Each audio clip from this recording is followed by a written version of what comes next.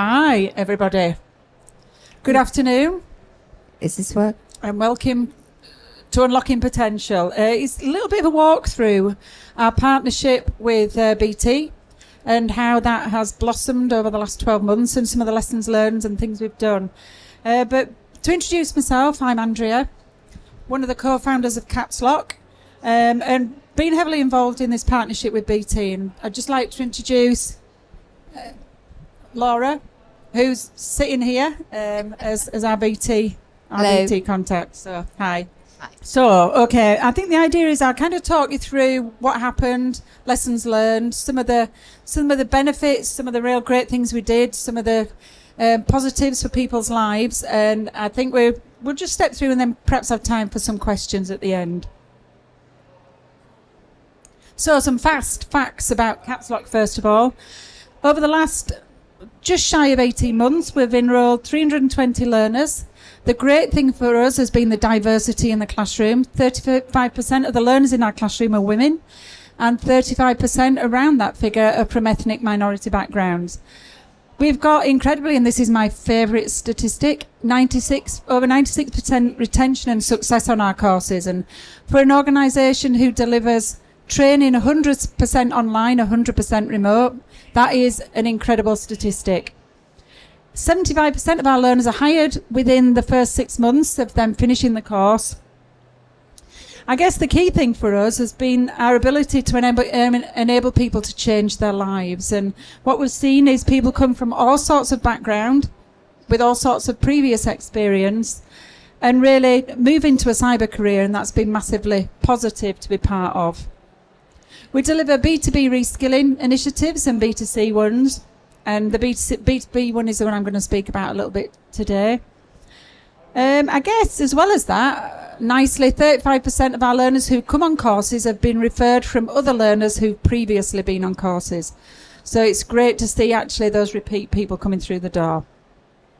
So we're now offering support to businesses and individual with our Department for Education funding. We've got some Skills for Life bootcamp funding, and we're able to help businesses and individuals find a path through to cyber utilising that funding. So our focus has always been about removing barriers, and this has been some of the great part of working with BT, is watching our culture, the things we believe in, the things we want to deliver, manifest itself inside an organisation. So we'll talk a little bit about how that happened. So our focus, as I said, has always been about removing barriers, and those barriers can be multiple barriers for people. So barriers to training can be many. I think the biggest one is confidence, and we do work on that. But perhaps alongside that is the socio-economics of having to fund the training, but also not being work whilst you're training. So some fast facts about CAPSLOCK. In terms of a sector then, why do we reskill into cyber in the first place? Well, 68% of businesses have tried to recruit into cyber and struggled. And this is one of the reasons that it's important to look at how we might help to fill that gap. It is quite loud.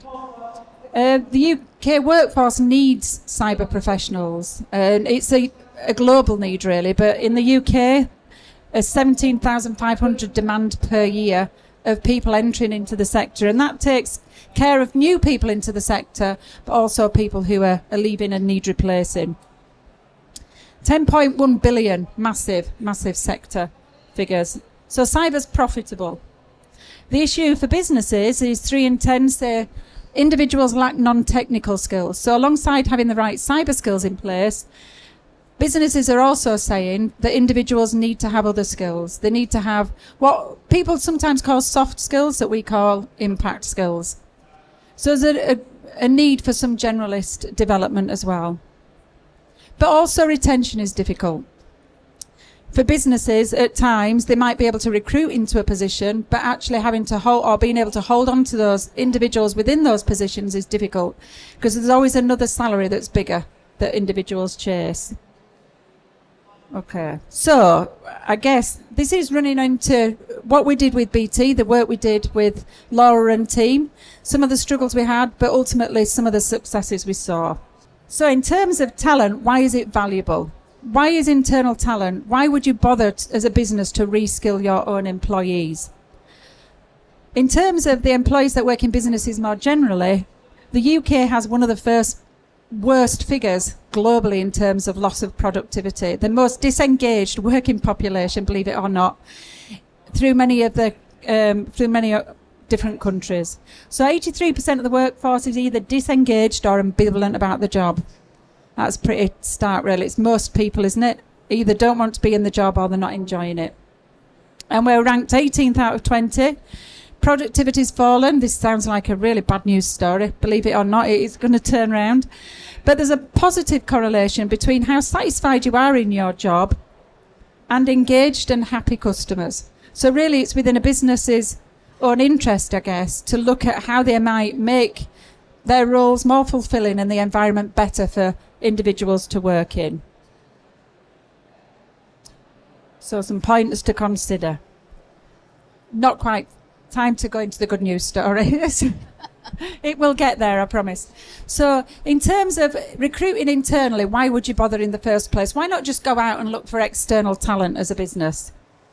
There's lots of time and preparation goes into recruiting people into an organisation. It's expensive to do it. So there's time spent having to develop role descriptors and attracting talent in the first place. If you look at employing people or retraining people internally, they've already decided to work with you. They already think that working at, in this case, BT is a great idea. You don't need to sell that story. Advertising takes time. Conducting interviews is difficult. Induction and training is intense. So you talk about people leaving a business, they've actually taken with them a lot of business intelligence. So if an individual's worked in a company for 10, 15, 20 years, they understand what that business is about. They've got a lot of internal knowledge. So being able to reskill employees within a business helps you retain that internal knowledge as well. So what did we do? In terms of looking internally, so many positives. So it can look at improving productivity and engagement. People feel invested in. They want to stay with the business. Customer retention is better if you look at investing in your own people. And it avoids the cost associated with having to go out, but also not being able to actively recruit into roles. So reskilling talent, internal. There's a war for talent. Believe it or not, in the cyber sector, I think, as I said, there's high numbers of businesses who struggle to recruit into cyber roles. So a limited number of people and a large number of roles to fill. So it can be used for a number of things. So you can use it for people who might be in a redundant role. So if you work in a business and perhaps they work in some outdated tech, perhaps they're looking at working in a web tech environment. Actually, they've got incredible valuable skills, but it might be looking at redundant roles. It might be a way to move them proactively into areas where there's a shortage of skill. Cost of redundancy is expensive. I'm feeling a bit depressed myself at this stage. Cost of redundancy is expensive. And at times, if you're working in an organisation that recruits a lot of consultants, those might sit as underutilised consultants on consultants' benches. It's a way of rewarding those loyal employees. So on to the BT story. This is for us. So I don't know whether you want to add here. Yeah, I'll pick it up now. We're getting to the good news bit, if that's okay. I'm the depression. So my role at BT is around looking at how we best attract, develop and retain cybersecurity staff in the business.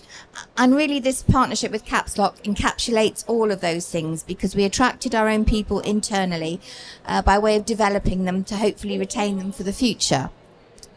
We were really, really committed to finding a way of attracting a more diverse workforce into cybersecurity. Those figures that Andrea showed there earlier on were quite frankly quite shocking. And, you know, our business very much reflected that. So we were very keen to find a new way to develop our own people. Some of us who'd been with the business a long, long time, and give them a new kind of impetus. One of the stories, and people are very good at sharing stories these days, so that's good news from our perspective, was the fact that people felt life had often got in the way of what they wanted to do. So a few of our staff had started off in a call centre, and then I don't know, they got married or had kids, and they were kind of stuck in that call center environment. And really what they wanted to do was something else. They really wanted a new opportunity in life. And so we engaged with a number of people within our business, a lot of whom who worked in our call center. Some were about to be made redundant because that part of the business was closing down.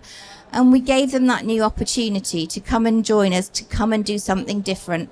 And they absolutely described it as life-changing. And I think that's, for us, has been the real success story. The fact that we've invested in our people, they've been able to do something different, and now they see they have a real purpose in life. Yeah, thank you. It's been amazing to be part of that journey for us. I think internally, so starting out internally, BT received over 200 applications for the places on the CAPSLOCK course. That had to be whittled down to 30. That was no small task. So as CAPSLOCK, we supported that application process to try and get the best cyber talent we could from within BT. There was a process where we looked at interviewing, or BT looked at interviewing those applicants internally through scenario-based questioning.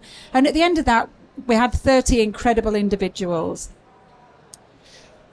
As Laura said, one of the key things was looking at getting a diverse population into the classroom.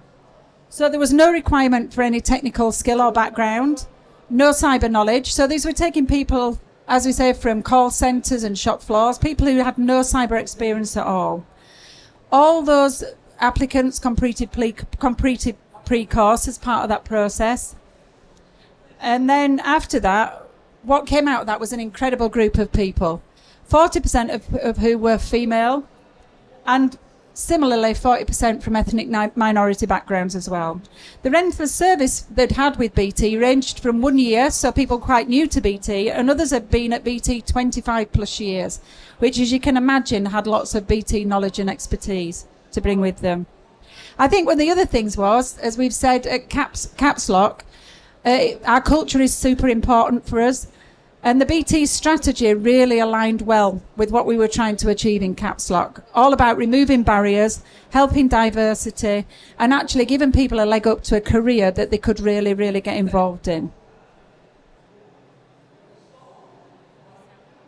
So, in terms of how do you select, when you've got 30 applications, how do you pick 30? Because actually, if you've got 200, really what you want to do is stay with 200.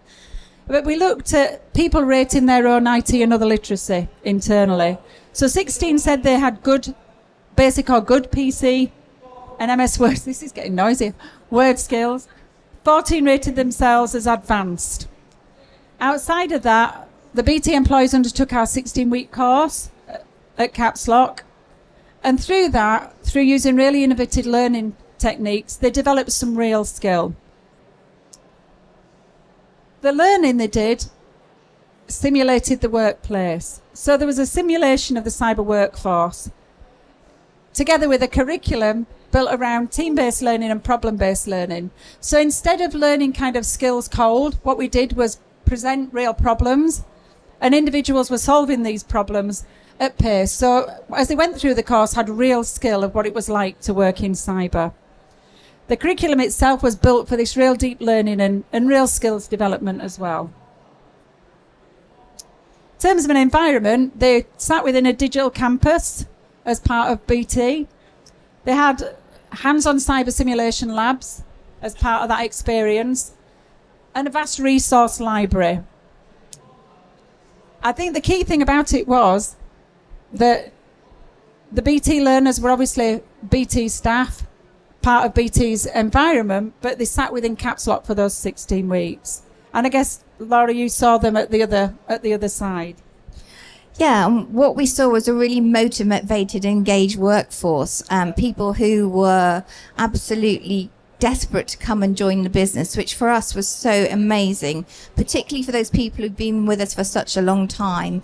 And they told their friends about it, they told their colleagues about it, and as a result, the whole CAPSLOCK cohort became something of a celebrity within BT. Everyone was asking us about them, asking how they were getting on. They shared their experiences on LinkedIn and internally in workplace, and there was just such an enthusiasm and engagement throughout the whole process. as part of that, actually, they started working BT, as we said, in call centres and other roles, but it was a matter of how do you then map those individuals to new roles within the business. So they went through the course, they completed the course successfully, 30 of the learners, the exceptional scores. They were the most interactive, engaged individuals we've ever had the pleasure to work with. All our staff used to say, actually, we want to go on the BT cohort. They're the best learners, we want to be in that classroom.